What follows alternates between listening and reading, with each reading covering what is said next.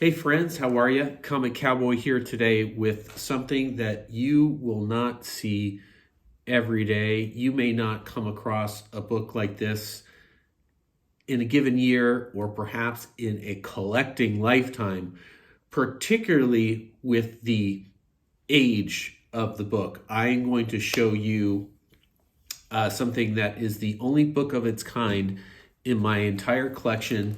And yes, it is, ladies and gentlemen, a CGC 10 book. Now, you often, well, not often actually, but you periodically will see CGC 9.9 and 10 books, particularly with contemporary new books. You may see it. The 10, very scarce, maybe on some of these reprint books, but anything that gets shipped to a consumer, direct or newsstand, that rarely reaches the 10.0 or even the 9.9. Just coming out of the printing press, the book is not going to be perfect. And about a year or so ago, I saw this particular book at auction at a fairly reasonable price. And given the age and given the title and the fact I had no 10.0 books in the entirety of my multi-hundred book collection, I got it. Here it is, folks. The coveted blue label 10.0 on an X-Men book.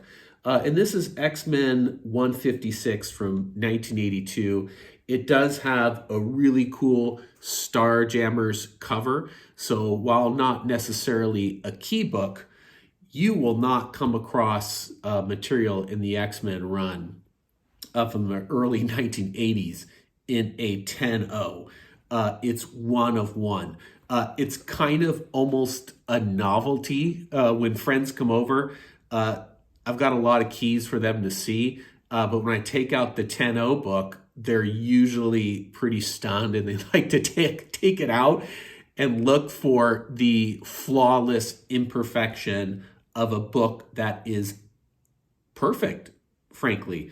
I mean, anything, any little micro abrasion on the book would bring it down to a 9.9 or quite conceivably a 9.8. Here it is. It almost looks like a mistake that something would get to the 10.0 condition. The only book I have in my entire collection. I collect X-Men books too. The first run, 1963 on, into the Uncanny X-Men run, which I prefer to get live. This is just quite remarkable. And there it says, Gem Mint. I can't really tell to the naked eye looking at this book what makes it a 10.0 as opposed to like a 9.9. Whoever the grader was must have really been pretty surprised to find a book of this age.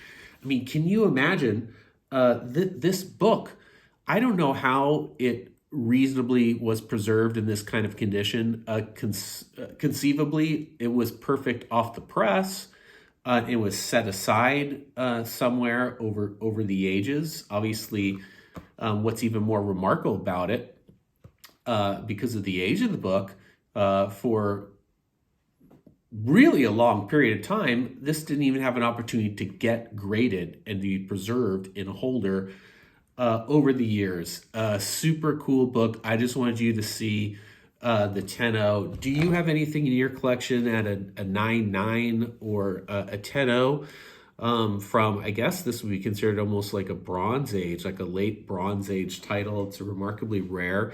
It's cool. I think because it's the X-Men, it's got a lot of intrinsic value.